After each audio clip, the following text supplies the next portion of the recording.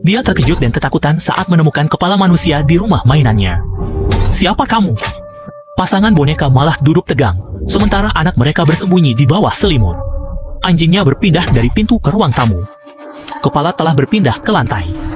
Gadis itu penasaran, mengulurkan tangan dan menyentuhnya, tetapi ia terkejut karena lehernya berlumuran darah segar.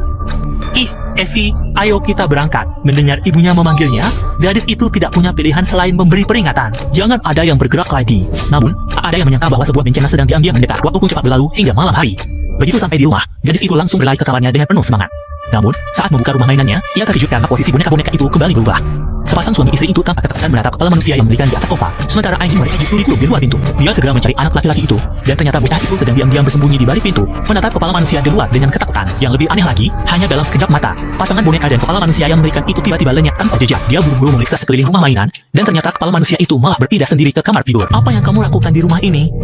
Kamu tidak seharusnya ada di sini."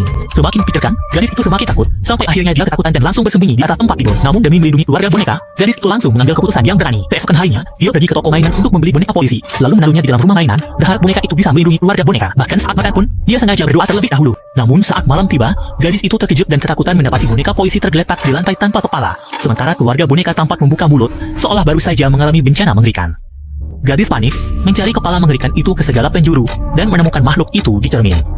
"Jangan dekati keluarga Smith," gadis itu mengancam, lalu menyelusup ke dalam selimutnya.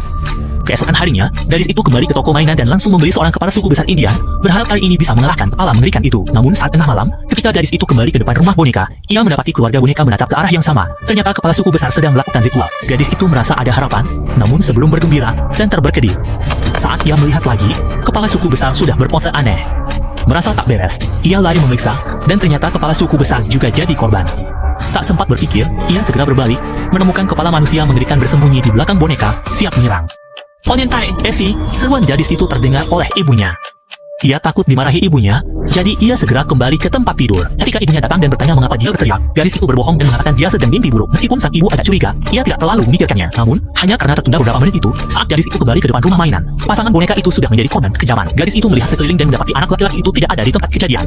Ia pun diam-diam berdoa dalam hati, berharap anak laki-laki itu baik-baik saja.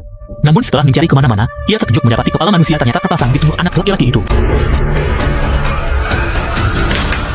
Setelah membuang kepala itu, gadis itu dengan panik bersembunyi di bawah selimut, dan keesokan harinya, ia meminta orang tuanya untuk memberikan rumah mainan itu kepada orang lain. Pemilik baru rumah mainan itu sangat senang, ia tak sabar untuk membukanya. Namun, kepala manusia yang mengerikan itu ternyata kembali lagi ke tubuh anak laki-laki itu.